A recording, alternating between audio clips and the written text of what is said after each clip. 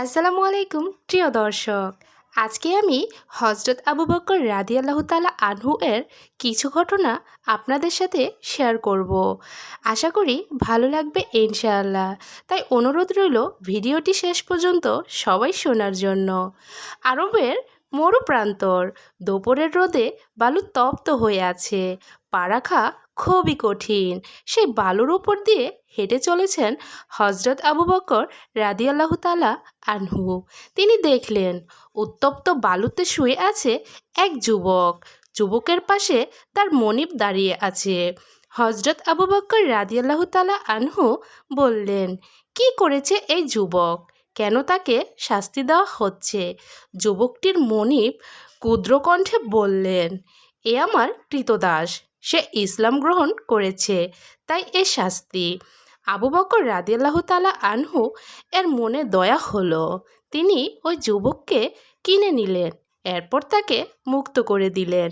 এই যুবক ইসলামের প্রথম মুয়াজ্জিন বেলাল রাদিয়াল্লাহু তাআলা আনহু।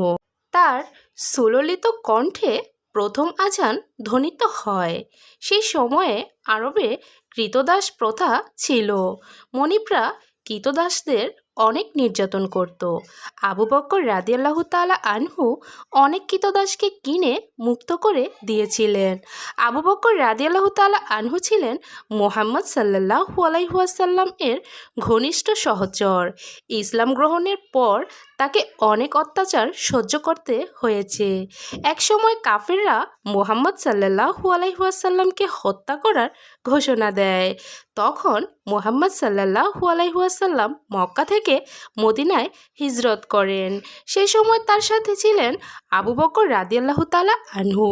আবু বকর রাদিয়াল্লাহু তাআলা আনহু শিশুকাল থেকে কোমল ও সুন্দর চরিত্রের অধিকারী ছিলেন। তিনি প্রচুর জ্ঞান অর্জন করেছিলেন। মুহাম্মদ সাল্লাল্লাহু আলাইহি ওয়াসাল্লাম এর মৃত্যুর পর আবু বকর রাদিয়াল্লাহু তাআলা আনহু ইসলামের প্রথম খলিফা হন। মুসলিম জাহানের প্রধান শাসককে বলা হয় খলিফা। খলিফা হয়েও তিনি অসহায় মানুষের কথা ভুলে যাননি। কোষাগারের অর্থ তিনি ব্যয় করতেন গরিব দুঃখীর কল্যাণে। মৃত্যুর আগে তিনি তার মেয়ে আয়েশা রাদিয়াল্লাহু তাআলা আনহুকে বলেছিলেন, মা আয়েশা, আমার কাছে রাষ্ট্রের একটি ওট ও একজন দাস আছে। আমার মৃত্যুর সাথে সাথে তুমি তা পরবর্তী খলিফার কাছে পৌঁছে দিবে।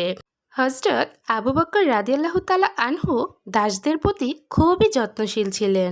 তাদের যাতে কষ্ট না হয় সেটি তিনি খেয়াল রাখতেন। প্রিয় দর্শক, এই ছিল আমার আজকের ভিডিও। কেমন লাগলো অবশ্যই কমেন্টের মাধ্যমে জানাবেন প্লিজ। ভালো লাগলে একটি লাইক দিন। আর এরকম ইসলামিকমূলক গল্প পেতে আমার চ্যানেলটি সাবস্ক্রাইব করে পাশে থাকা বেল আইকনটি ক্লিক করে রাখবেন, যাতে করে আমি নতুন কোনো ভিডিও আপলোড করার সঙ্গে সঙ্গে নোটিফিকেশন চলে যায় আপনাদের কাছে। আপনাদের মূল্যবান সময় দিয়ে ভিডিওটি শোনার জন্য অসংখ্য ধন্যবাদ। দেখা হবে পরের কোনো ভিডিওতে। এই পর্যন্ত ভালো থাকুন, সুস্থ থাকুন। আল্লাহ হাফিজ।